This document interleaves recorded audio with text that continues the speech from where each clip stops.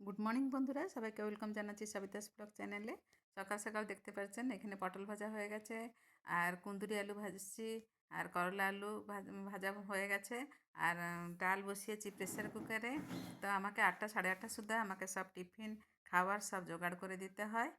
আর কিছু ছোলা আর বাদাম আর কাবলি ছোলা আর বুট এগুলো সব সিদ্ধ করছি। এখন মেয়ে একটু খায়, আমি একটু খাই।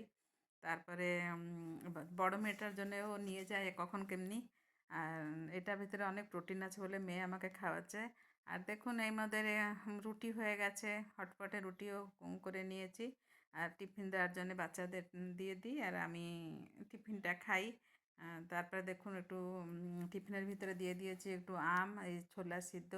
আর এই টিফিনের ভিতরে রয়েছে আম। বড় মেয়েকে ছোট এই দেখুন ভাত হয়ে গেছে।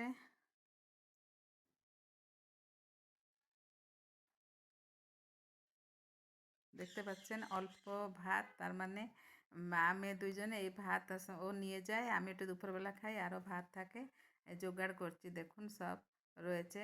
আর মেয়ে আমার একটু ব্লাউজটা আমি করে দিয়েছিলাম, ও হুকটা লাগাচ্ছে। এই ডালটা সোমবার দিয়ে দিয়েছি, ডালটা একটু ঠান্ডা হওয়ার জন্য আমি একটু পাখার নিচে রেখেছি না, যেরকম গরম পড়েছে এই গরমে কিন্তু ও টিফিন ঢাকা থাকলেই ডালটা নষ্ট হয়ে যাবে, ওই জন্য একটু ফাঁকা রেখেছি, ডালটা ঠান্ডা করতে দিয়ে দিয়েছি। ও টিফিনটা প্যাক করে দিলাম।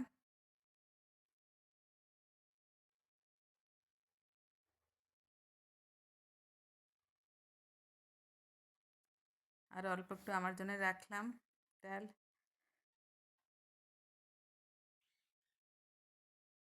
আর একটু দই স্যালাড করে দিয়েছি, ও একটু স্যালাড খেতে খুব ভালোবাসে, এর মধ্যে গাজর আর দই, শসা আর পেঁয়াজও দিয়েছি।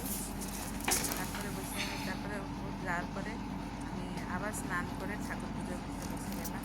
মেয়ে ঠাকুর পুজো করে, তো ও আজকে দেরি হয়ে গেছিলো বলে ও ঠাকুর পুজো করতে পারেনি।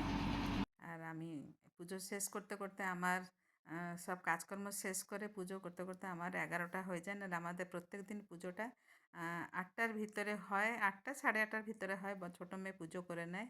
তারপরে বসে গেলাম আমি ব্লাউজ সেলাই করতে। তখন সময় বাজে 12:30। তো আমি এই 2টো 2:30 অবধি এই ব্লাউজ থাকলে এগুলো করি, তারপরে যে একটু আমি রেস্ট নিই। কিন্তু আজকে চলে এসছে নাতনি, দেখুন ওর মা ছেড়ে দিয়ে গেছে, ঘুমায়নি। 4টা 4:30 হবে, কেননা 12টার সময় বলে ঘুম থেকে উঠছিল।